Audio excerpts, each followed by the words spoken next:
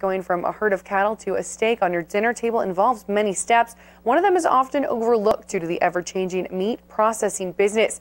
K2's Andrew Lofholm attended a demonstration teaching prospective restaurant owners how to make your average cut into a high-quality product. He joins us live in studio. And Andrew, where's the beef? Well, Lindsay, today was at Casper College where myself, along with around 50 students and members of the public, were there to learn about the upcoming changes in the beef business and why the cut is so critical. How one steakhouse makes ends meet changes every day, due in large part to fluctuations in both the cattle and their price. The cattle are getting larger, but yet everybody's going to smaller sizes based on input costs and what the product actually is costing today. Cattle are getting bigger because they are getting fed more and overall being raised better than ever.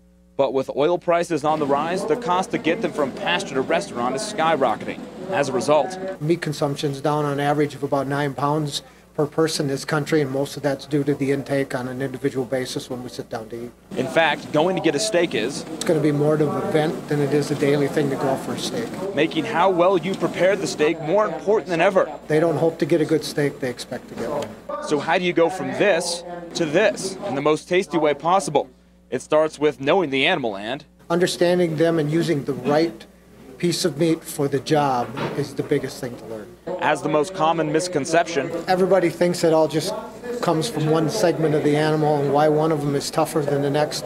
We're dealing with muscles of the animals that are motors or part of the animal's use, and they will eat differently, they will shear differently, and but yet when dissected properly, we can make them all very palatable and good for center of the plate.